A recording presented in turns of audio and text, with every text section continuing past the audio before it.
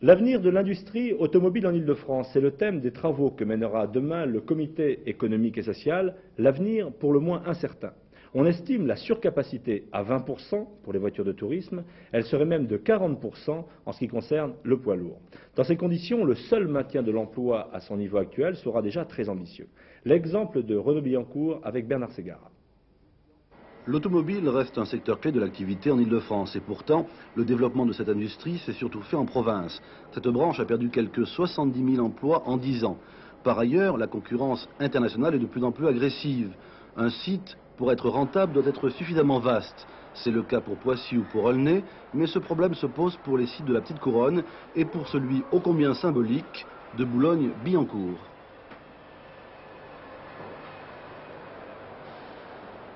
On a modernisé un site comme celui de Poissy, on a construit puis modernisé un site comme celui d'Aulnay.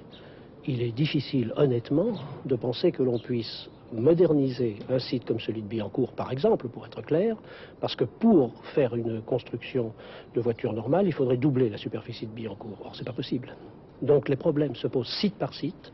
En Petite Couronne, nous pensons qu'il faut maintenir les sites, changer, faire autre chose, moderniser, mais que le développement, si nous entrons dans une production de grande série, c'est un développement en grande couronne.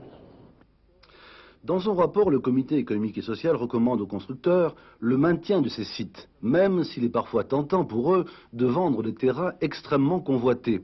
Surtout lorsqu'on a, comme Renault, 60 milliards de dettes.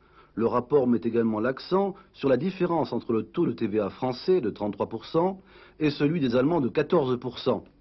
Enfin, il recommande aux communes, si vous voulez conserver chez vous l'industrie automobile, ne l'assassinez pas avec des taxes trop lourdes.